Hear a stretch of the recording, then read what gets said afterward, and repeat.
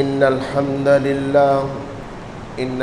لله نحمده ونستعينه ونستغفره ونعوذ بالله من شرور أنفسنا ومن سيئات أعمالنا من يهده الله فلا مضل له ومن يضلله فلا هادي له وأشهد أن لا إله إلا الله وحده لا شريك له وأشهد أن محمدا عبده ورسوله يا أيها الذين آمنوا اتقوا الله حق تقاته ولا تموتن إلا وأنتم مسلمون يا أيها الناس اتقوا ربكم الذي خلقكم من نفس واحدة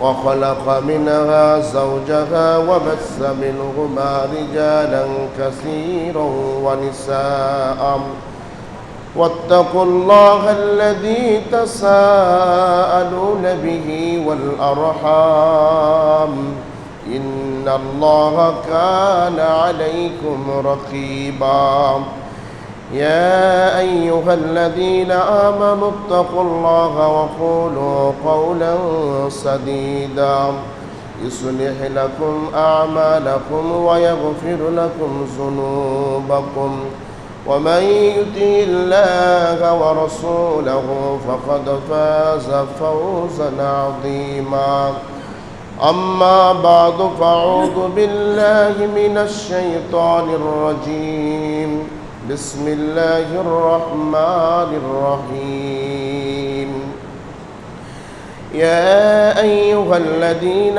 آمنوا إذا قمتم إلى الصلاة فاغسلوا وجوهكم وأيديكم إلى المرافق وامسحوا برؤوسكم وأرجلكم إلى الكعبين إلى آخر الآية.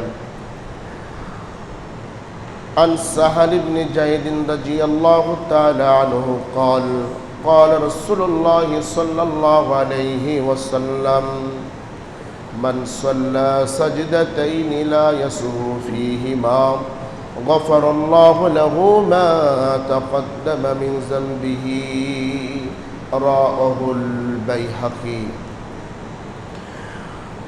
যাবতীয় প্রশংসা যাবতীয় গুণগান একমাত্র আল্লাহ সুবহানাহু ওয়া তাআলার জন্য, যার অশেষ মেহেরবানিতে আমরা এই পবিত্র মসজিদে উপস্থিত হতে পেরেছি। যে মহান আল্লাহ সুবহানাহু ওয়া তাআলা আমাদের সুযোগ দান করেছেন, সে মহান আল্লাহর দরবারে শুকরিয়া জ্ঞাপন করছি, বলছি আলহামদুলিল্লাহ। রাসূলের প্রতি দুরূদ ও সালাম বর্ষিত হোক, আমরা বলছি সাল্লাল্লাহু আলাইহি ওয়াসাল্লাম। সম্মানিত উপস্থিতি, আজকের সংক্ষিপ্ত সময়ের আলোচনার বিষয় হচ্ছে উজুর বিভিন্ন মাসআলা মাসাইল। এ সম্পর্কে এক গুরুত্বপূর্ণ সংক্ষিপ্ত আলোচনা পেশ করার চেষ্টা করব ইনশাআল্লাহুল আজিজ। ওমা তৌফিকি ইল্লা বিল্লাহ আলাইহি তাওয়াক্কালতু ওয়া ইলাইহি উনীব। সম্মানিত উপস্থিতি, মানুষের মরণের পরে যে সমস্ত ভয়াবহ জায়গা রয়েছে, তার মধ্যে অন্যতম ভয়াবহ জায়গা হলো কবর। কবর মানুষের জন্য সবচাইতে ভয়াবহ জায়গা। কবর যতটা ভয়ঙ্কর, তার চেয়ে বেশি ভয়ঙ্কর হচ্ছে কিয়ামত। কিয়ামতের মাঠ যতটা ভয়ঙ্কর, তার চাইতে বেশি ভয়ঙ্কর হচ্ছে জাহান্নাম। মানুষের মরণের পরে এই তিনটি জায়গা অত্যন্ত ভয়াবহ। এই তিনটি জায়গার মধ্যে অন্যতম হচ্ছে কাল কিয়ামতের মাঠ, হাসরের মাঠ। এই হাসরের মাঠ, পরকালের মাঠ এমন একটা ভয়াবহ জায়গা, যেখানে মানুষের আত্মীয় স্বজন কোনো উপকারে আসবে না। ভাই ব্রাদার কোনো উপকারে আসবে না। যেদিন মানুষের আপন বলতে কেউ থাকবে না, এমনও কি মানুষের হাত, মানুষের পা, অঙ্গ প্রত্যঙ্গগুলোও মানুষের বিপক্ষে চলে যাবে। কিয়ামতের মাঠে একমাত্র মানুষের আপনজন বলতে থাকবে আল্লাহ সুবহানাহু ওয়া তাআলা। এই কিয়ামতের মাঠে ভয়াবহ অবস্থায় মানুষের মুখ দিয়ে একটা শব্দ বের হয়ে আসবে, ইয়া নফসি ইয়া নফসি, আমার আজ কি হবে, আজকে আমার বিচারের অবস্থা কি হতে পারে। তার পাশ দিয়ে তার ভাই চলে যাবে, কোনো খেয়াল করবে না। তার পাশ দিয়ে তার পরিবার চলে যাবে, কোনো খেয়াল করবে না। তার পাশ দিয়ে তার আত্মীয় স্বজন অতিক্রম করবে, কেউ খেয়াল করবে না। এমন ভয়াবহ অবস্থায় রাসূল সাল্লাল্লাহু আলাইহি ওয়াসাল্লাম বলছেন, ইন্না উম্মতি ইদউনা ইয়াউমাল কিয়ামতি, এই ভয়াবহ অবস্থায় আমার উম্মতকে এমনভাবে আহ্বান করা হবে, এমনভাবে ডাকা হবে যে তাদের উজুর অঙ্গ প্রত্যঙ্গগুলো, যে সমস্ত জায়গাতে উজুর পানিগুলো পৌঁছেছিল, ও সমস্ত জায়গাগুলো চমকাতে থাকবে। সুবহানাল্লাহ। যেদিন মানুষ একেবারেই ভয়াবহ অবস্থায় চলে যাবে, ঠিক এমন সময়তে যে সমস্ত বান্দারা পৃথিবীতে আল্লাহকে খুশি করার জন্য, পাঁচ ওয়াক্ত নামাজ আদায় করার জন্য উজু সম্পাদন করেছিল, ওই উজু করার কারণে উজুর অঙ্গ প্রত্যঙ্গগুলো সূর্যের আলোর চাইতে অধিকভাবে উজ্জ্বল হতে থাকবে। সম্মানিত উপস্থিতি, রাসূল সাল্লাল্লাহু আলাইহি ওয়াসাল্লাম বলেন, মান খারাজা মিন বাইতিহি মুতাতাহহিরান ইলা সালাতিন মাকতুবাতিন, যে ব্যক্তি উজু করে বাড়ি থেকে ফরজ নামাজ আদায়ের উদ্দেশ্যে বের হবে, খুব মনোযোগ দিয়ে শুনেন, খেয়াল করেন, আশা করা যায় উপকার হবে। প্রতিদিন কেন আপনাদের বলতে হয় যে আপনারা ঝিমাচ্ছেন? কেন বলতে হবে? আপনার জন্য তো দাঁড়িয়েছি। একটু খেয়াল করেন, চোখ যদি ঘুম আসে, দয়া করে চোখে পানি নিয়ে এসে আবার বসার চেষ্টা করুন। আপনাকে দেখলে আমার বক্তব্যের লাইনটা হারিয়ে যায়। যদি আপনি নিজ দিকে মুখ করে ঘুমান, নিজ দিকে মুখ করে যদি আপনি ঝিমান, তাহলে আমার বক্তব্যের লাইনটা হারিয়ে যায়। আপনার যদি ঘুম আসে, দয়া করে আপনি চোখে পানি দিয়ে এসে আবার বসুন। তবুও এই 20টা মিনিট যতক্ষণ দাঁড়িয়ে আছি, প্রত্যেকটা কথাকে মূল্যায়ন করবেন, আপনার জন্যই দাঁড়িয়েছি।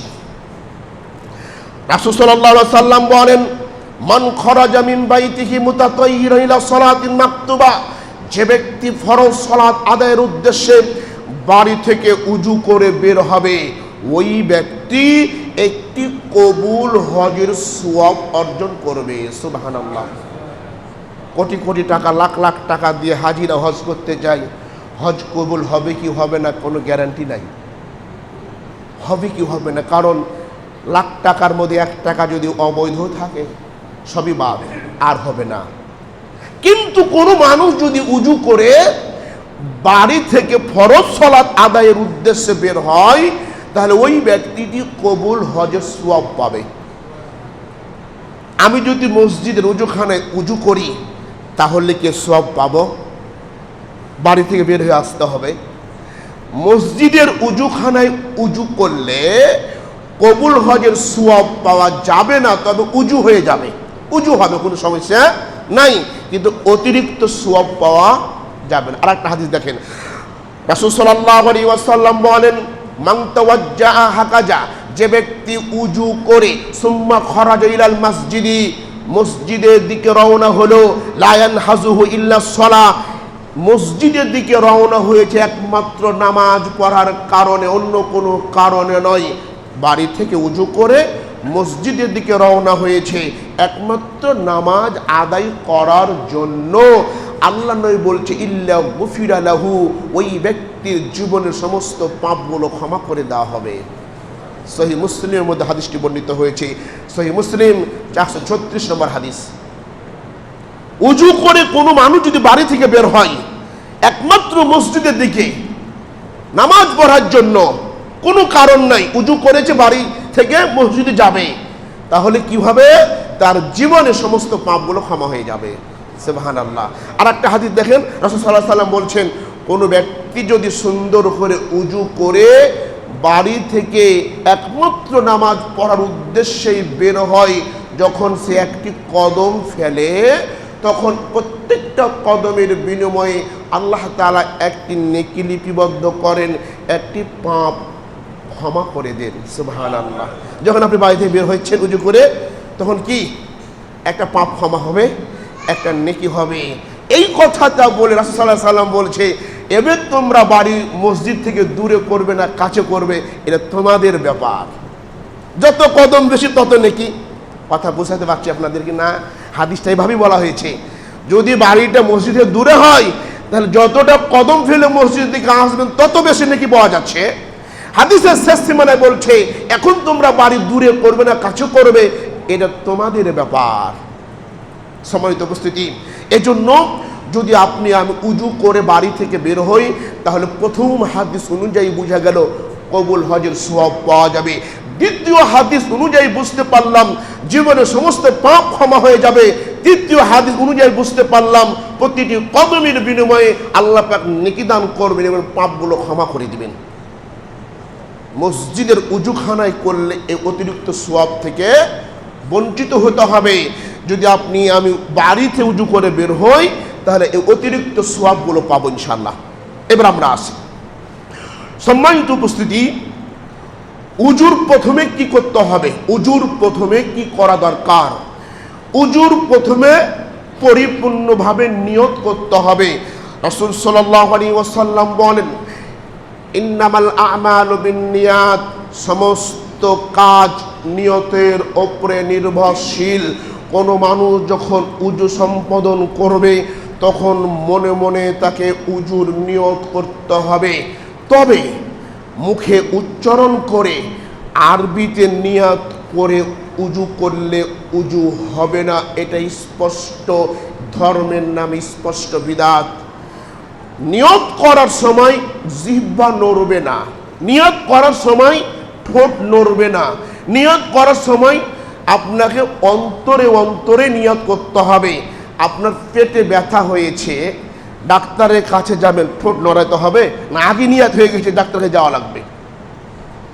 এখন বসে আছেন এখানে, পেটটা কেমন কেমন করছে, আপনার মনে মনে নিয়ত হয়ে গেছে না বাথরুম যাওয়া লাগবে, ঠোঁট নড়াইতে হলো?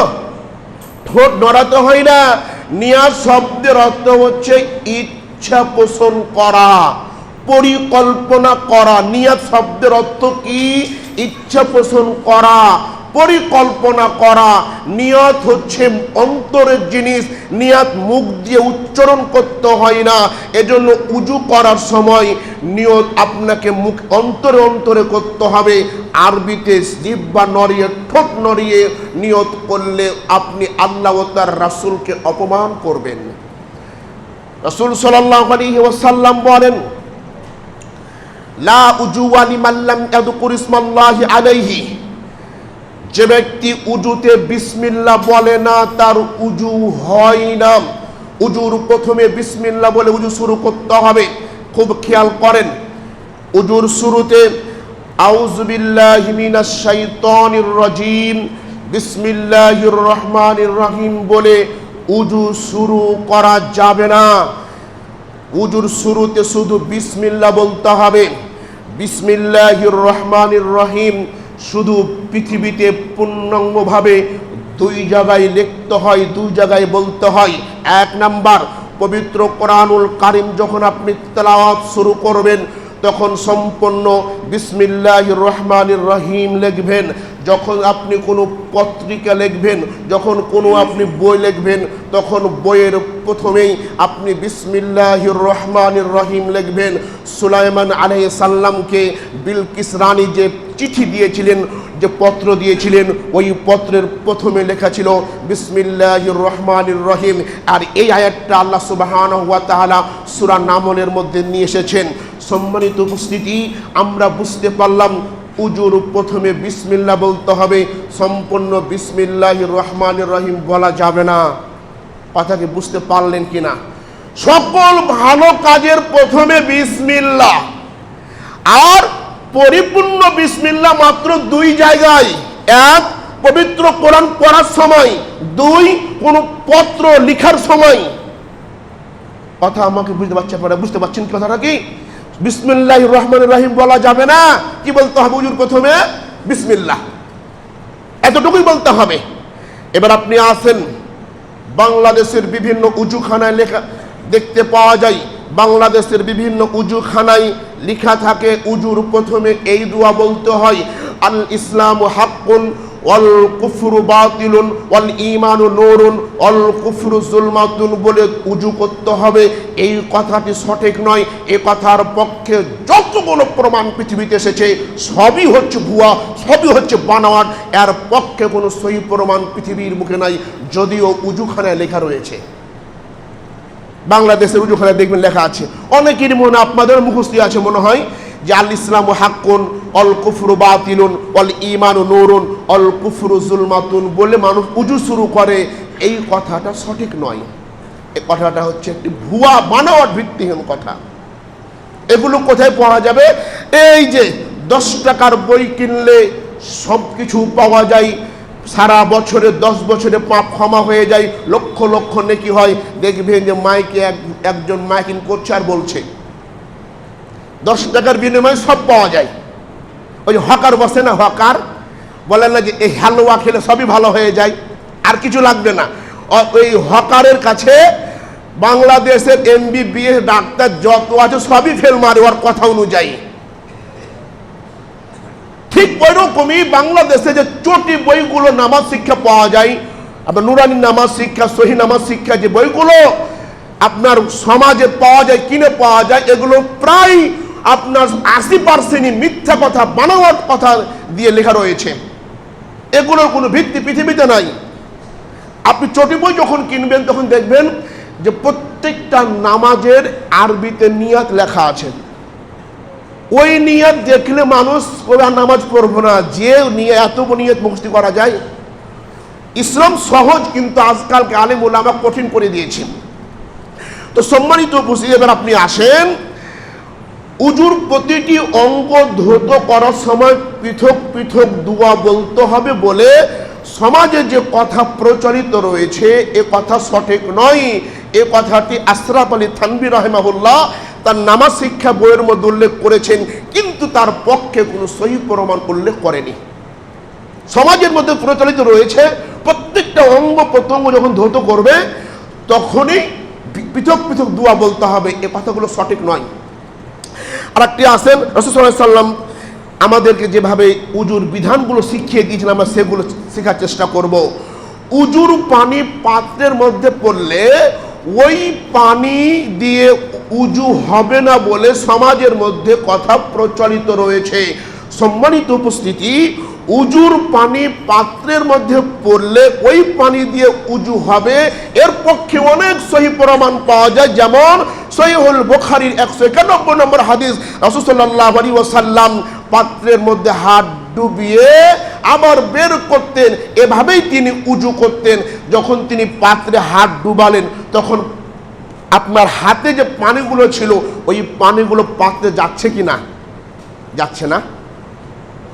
তা আপনি যে বলছেন যে উজুর পানি পাত্রে পড়লে উজু হবে না, উজুর পানির যে পানিটা আছে পানি যদি পাত্রে পড়ে যায় তো উজু হবে না, যে আপনার আমার বক্তব্য।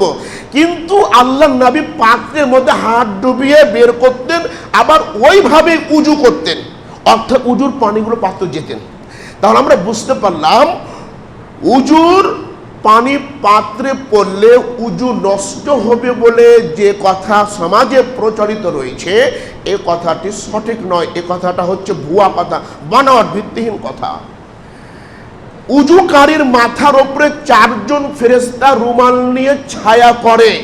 যখন পরপর 4টি কথা বলে তখন ফেরেশতা রুমাল নিয়ে জায়গা ত্যাগ করে বলে যে কথা সমাজের মধ্যে প্রচলিত রয়েছে, কথাটা একেবারে বানোয়াট ভিত্তিহীন। এর পক্ষে কোনো সহি প্রমাণ পৃথিবীতে নাই। উজু করতে বসে আপনার যদি কোনো প্রয়োজনীয় কথা থাকে বলতে পারেন, তবে চেষ্টা করবেন কথা কম বলার। কথাকে বুঝতে পারছেন আমার?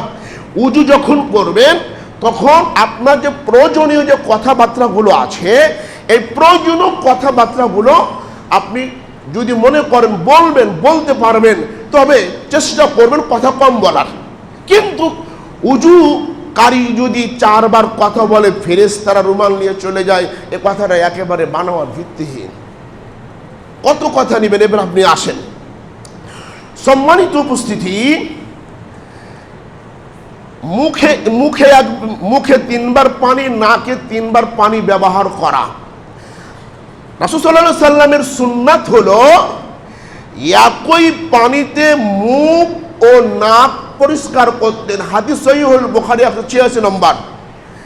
মুখে 3 বার পানি, নাকে 3 বার পানি দিয়ে উজু করতে হবে। এর পক্ষে যে হাদিস পাওয়া যায়, এই হাদিসটির সনদ সঠিক নয়, এই হাদিসটির সনদ হচ্ছে দুর্বল। আজকে থেকে উজু করতে হলে মুখে এবং নাকে একই পানিতে উজু করতে হবে।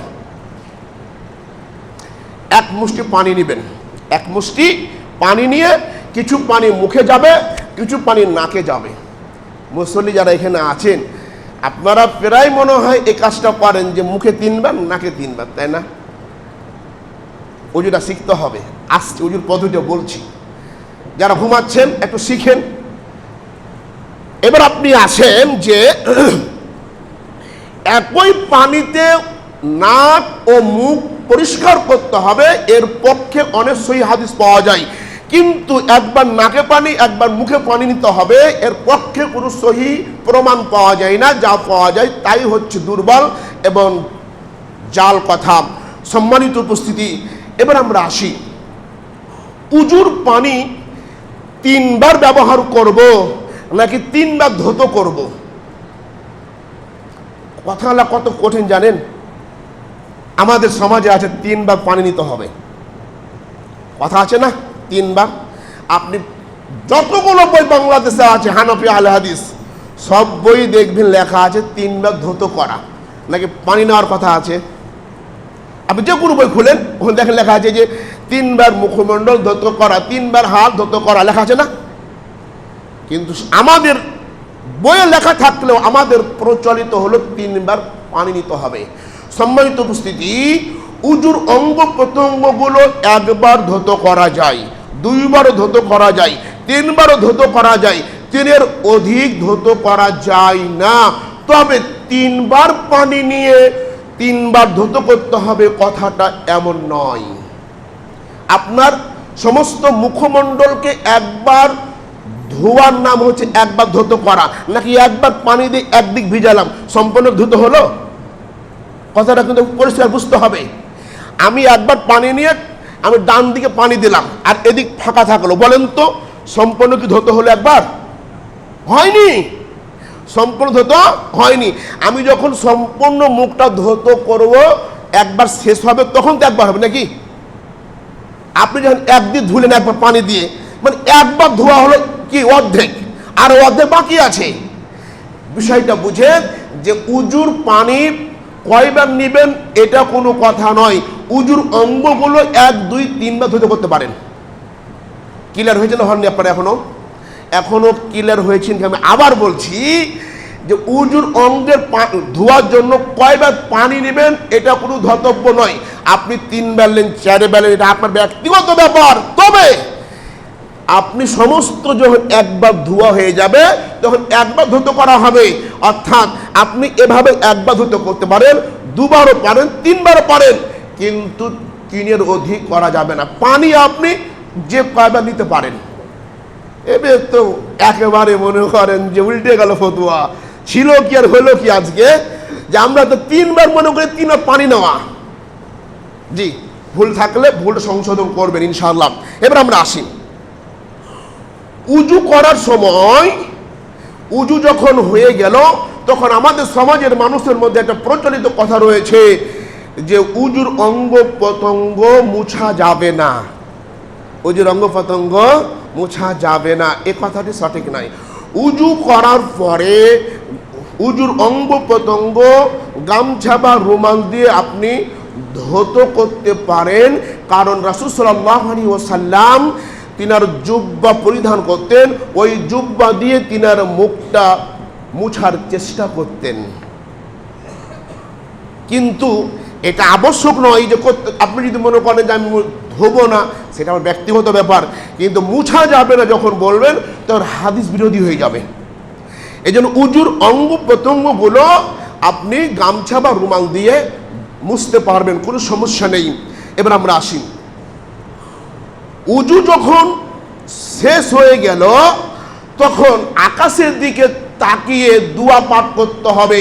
দোয়াটি হলো আশহাদু আল্লা ইলাহা ইল্লাল্লাহু ওয়া আশহাদু আন্না মুহাম্মাদান আবদুহু ওয়া রাসূলুহু আল্লাহুম্মা জাআলনি মিনাত তাওয়াবিনা ওয়া জাআলনি মিনাল মুতাতাহহিরিন।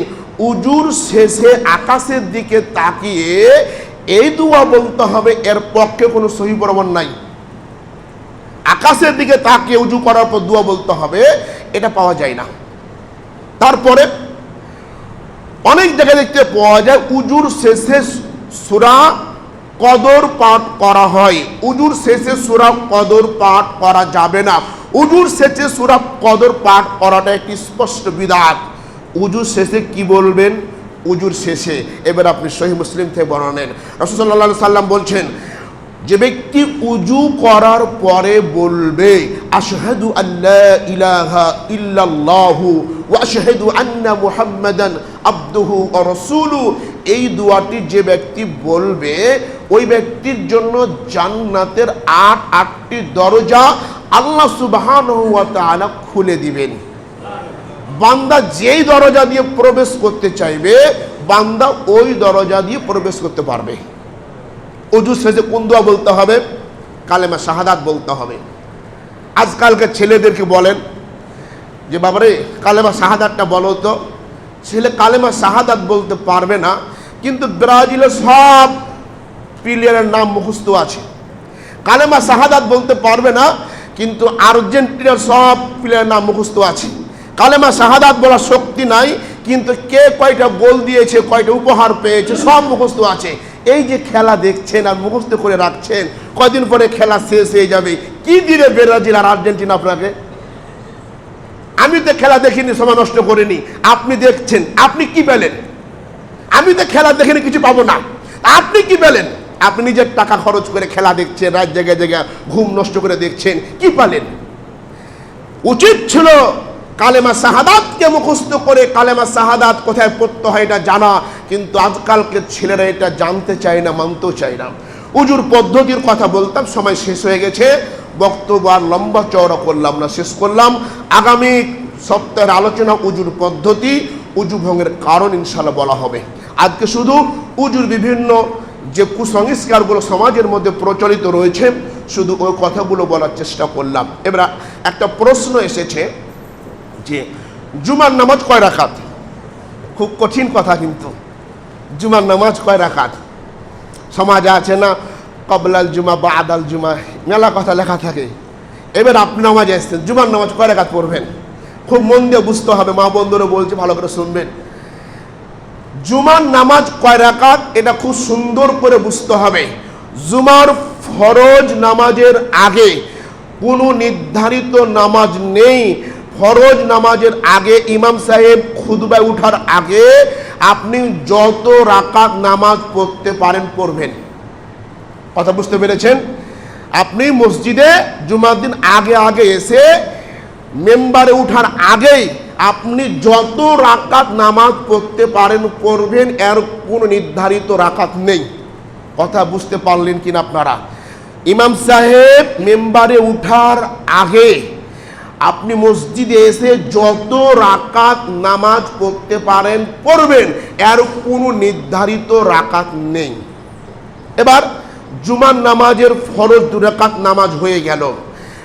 ফরজ নামাজ শেষ করার পরে আরো দুই 4 রাকাত নামাজের কথা পাওয়া যায়। ফরজ নামাজ যখন শেষ হয়ে যাবে তখন 2 করে 4 রাকাত নামাজ আদায় করবেন। যদি মনে করেন যে মসজিদে 2 রাকাত পড়বো, বাড়ি যেয়ে 2 রাকাত পড়বো, পড়তে পারেন। আবার যদি মনে করেন না মসজিদে 4 রাকাত পড়বো, পড়তে পারেন। এবার হুজুর আমি জুমার খুতবার আগে এসে নামাজগুলো কিভাবে পড়বো? জুমার খুতবার আগে এসে 2 করে রাকাত নামাজ আদায় করে ডানে বামে সালাম ফিরাবেন। এবার জুমার নামাজের পরে যে 4 রাকাত নামাজ আছে, এই 4 রাকাত নামাজেও 2 করে ডানে বামে সালাম ফিরাবেন। কথা বুঝতে পেরেছি আপনাদেরকে? হুজুর আমরা 4 রাকাত পড়ি, যদি পড়ে থাকেন তার চাইতে বেশি উত্তম হবে 2 করে 4 রাকাত নামাজ আদায় করা। তাহলে জুমার নামাজের নির্ধারিত নামাজ কয় রাকাত পেলাম? 6 রাকাত পেলাম। নির্ধারিত কয় রাকাত পেলাম? 6 রাকাত। আর অনির্ধারিত যত পড়তে পারেন আজানের আগ মুহূর্ত পর্যন্ত। এবার আমরা আসি, এত নামাজ পড়লাম, এত কিছু করলাম, জুমার আগে আসলাম, সুন্নাত পড়া, নফল পড়লাম, আর মানুষের ক্ষেত খাওয়ালে কাজ হলো? মানুষের জমিতে গরু ছেড়ে দিলাম, মানুষের জমিতে আমার ছাগল ছেড়ে দিলাম, মানুষের ধান নষ্ট করলাম, মানুষের আম নষ্ট করলাম, এত নামাজ পড়ে লাভ হবে?